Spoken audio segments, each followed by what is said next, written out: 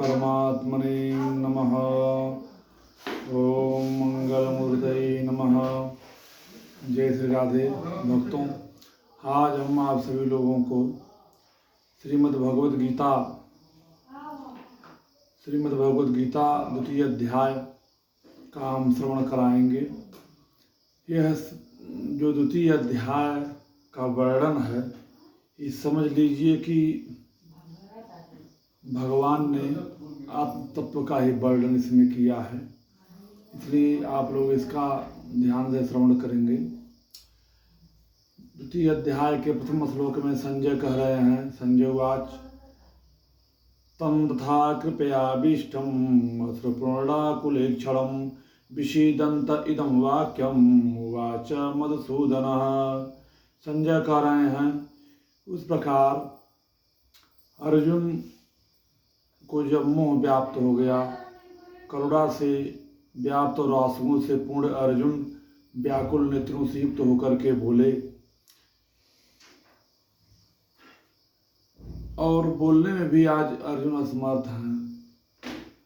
भगवान ने देखा, संजय जी कह रहे हैं कि भगवान ने जब देखा कि अर्जुन करुणा से व्याप्त हैं, मोह से ग्रसित हैं और आंखों में आंसू उनके भरे हुए हैं और व्याकुल हैं, शोक युक्त उस अर्जुन को देख करके भगवान मधुसूदन ने यह वचन कहा।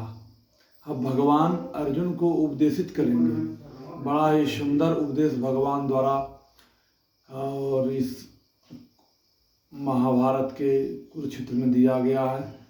जिस समय दोनों सेनाएं आमने सामने खड़ी हैं और शंखध्वनि हो चुका है, और शंखध्वनि होने के बाद युद्ध की स्थिति में दोनों पक्ष की सेनाएं तत्पर हैं। उसी समय अर्जुन ने भगवान से कहा, हमारे सेनयोर उभयोर मध्य, दोनों सेनाओं के बीच में हमारे रथ को ले चलिए हे माधव, हम सभी वीरों को देखना चाहते हैं।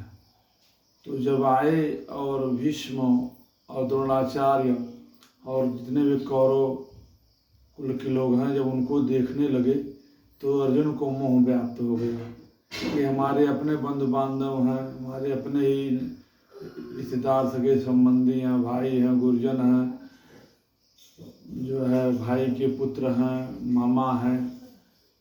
तो उन्होंने कहा अर्जुन ने कि हम इस राज्य, इन्हें मार करके इस राज्य का भोग अगर हमें प्राप्त भी हो जाए तो ऐसा प्राप्त करने से भोग क्या आवश्यकता है, हमें वैसे भी सुख शांति और चैन नहीं मिलेगा। प्रथम अध्याय में ये सब वर्णन चला। द्वितीय अध्याय में अर्जुन जब शोक से ग्रसित हो गए, करुणा से व्याप्त हो गए, उनके नयन अर्जुन के सजल हो गए, तो भगवान मधुसूदन कह रहे हैं, श्री भगवान वाच कुतस्त्वां कस्मलमिदं विस्मे समुपस्थितम् अनार्यं जुष्टम अस्वर्गम कीर्तिकरम अर्जुन। श्री भगवान कह रहे हैं, हे अर्जुन, तुम्हें इस असमय में ऐसा मोह हुआ है, किस हेतु हुआ है? तुम्हें जो है मोह प्राप्त हो रहा है, यह किस हेतु प्राप्त हुआ असमय में? क्योंकि न तो यह श्रेष्ठ पुरुषों द्वारा आचरित है और न यह मोह, यह आसक्ति, यह बंधन जो स्वर्ग को देने वाला है और न कीर्ति देने वाला है। फिर भगवान कह रहे हैं कि हे अर्जुन, क्लैब्यम मां अश्मगम हपार्थ नैतत्त्व उपपद्यति क्षुद्रम हृदय दौर्बल्यम त्यक्तोत्तिष्ठ परम तप। कहते हैं इसलिए हे अर्जुन, क्लैब्यम मां अश्मगम पार्थ, तुम क्लैब्यम मतलब कहते हैं कि तुम नपुंसकता को प्राप्त मत हो, तुझमें यह उचित नहीं जान पड़ती। हे परम तप, हृदय की तुच्छ दुर्बलता को त्याग करके उठो, युद्ध के लिए खड़े हो जाओ, तत्पर हो जाओ। फिर अर्जुन कहते हैं कि हे प्रभो, कथम भीष्मम अहम संख्ये द्रोणम च मधुसूदन ईशुभि प्रतियोष्यामि पूजारहार वरिशूदन। अर्जुन का नहीं मधुसूदन, रणभूमि में किस प्रकार से बाणों से भीष्म पितामह और द्रोणाचार्य के विरुद्ध मैं लड़ूंगा, क्योंकि हे अरिसूदन वे दोनों ही पूजनीय हैं। अर्जुन कह रहे हैं कि कैसे मैं द्रोणाचार्य से लड़ूंगा, कैसे मैं भीष्म पितामह से लड़ूंगा। एक मेरे पितामह हैं तो एक मेरे गुरु हैं जिन्होंने मुझे संपूर्ण विद्याओं को सिखाया है, कैसे मैं लड़ूंगा, दोनों ही तो मुझसे पूजनीय हैं। अर्जुन उसी क्रम में कह रहे हैं गुरून् हत्वा हि महानुभावा श्रेयो भोक्तुं भक्षमपि लोके हत्वा त कामास्तु गुरूनिहैव भुञ्जीय भोगान् रुधिर प्रदग्धान्। इसलिए इन महान भाव और गुरुजनों को न मार करके मैं क्या करूँगा, मैं अबजस का ही तो भागी बनूंगा प्रभु।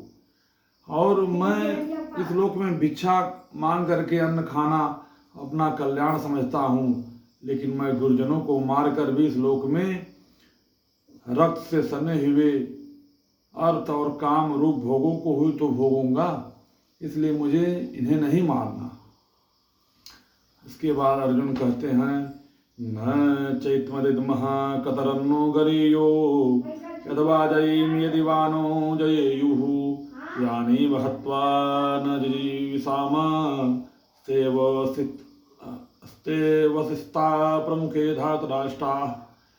अर्जुन कह रहे हैं कि हे प्रभु, हम यह भी नहीं जानते कि हमारे लिए युद्ध करना और न करना दोनों में कौन सा श्रेष्ठ है। युद्ध करना हमारे लिए श्रेष्ठ है कि युद्ध न करना हमारे लिए श्रेष्ठ है। अथवा यह भी नहीं जानते कि हम उनको जीतेंगे कि वह हमको जीतेंगे। और जिनको मारकर हम जीना भी नहीं चाहते वे हमारे आत्मीय धृतराष्ट्र के पुत्र ही तो हमारे सामने हमारे सन्मुख मुकाबले में हमारे साथ खड़े हैं। उसके बाद अर्जुन कहते हैं कारपण्य दोषोपहत स्वभावा पृच्छामि त्वां धर्म समूढ़ चेता यश्रेयं स्यात् निश्चितं ब्रूहि तन्मे शिष्यते हम साधिमां त्वं प्रपन्नं शिष्येते हम साधे मां त्वं प्रपन्नम। इसलिए कायरता रूप दोष से उपहत हुए स्वभाव वाला तथा धर्म के विषय में मोहित चित्त हुआ मैं आपसे पूछता हूँ, हे प्रभु, मैं अपना भला बुरा अच्छा नहीं जान पा रहा हूँ, इसलिए मैं आपसे पूछता हूँ मेरे लिए क्या कल्याणकारी है, वह मेरे लिए कहिए, क्योंकि मैं आपका शिष्य हूँ, आप मेरे गुरु हैं, इसलिए मैं आपकी शरण में हूँ। मुझे शिष्यते हम सारे बाम ताम प्रपन्नम, मैं आपका शिष्य हूँ और मैं आपकी शरण में हूँ, इसलिए मुझे शिक्षा दीजिए, मैं क्या करूँ। आगे अर्जुन कहते हैं न ही प्रपश्यामि ममानुपद्या चक्षुकमुच्छोषणमिन्द्रियाणाम् अवाप्य भूमा वसपत्नमृद्धाम राज्यम सुराणामपि चाधिपत्यम। क्योंकि भूमि में निष्कंटक धन धान्य संपन्न राज्य को और देवताओं के स्वामी पने को प्राप्त होकर भी मैं उस उपाय को नहीं देखता। अर्थात क्यों कह रहे हैं, अर्थात कह रहे हैं अर्जुन, अगर मैं उन्हें मार करके निष्कंटक धन धान्य संपन्न राज्य को प्राप्त भी कर लेता हूँ और देवताओं पर भी मैं विजय प्राप्त कर लेता हूँ, होकर भी मैं उस उपाय को नहीं देखता, फिर भी मैं सुखी नहीं हो पाऊंगा।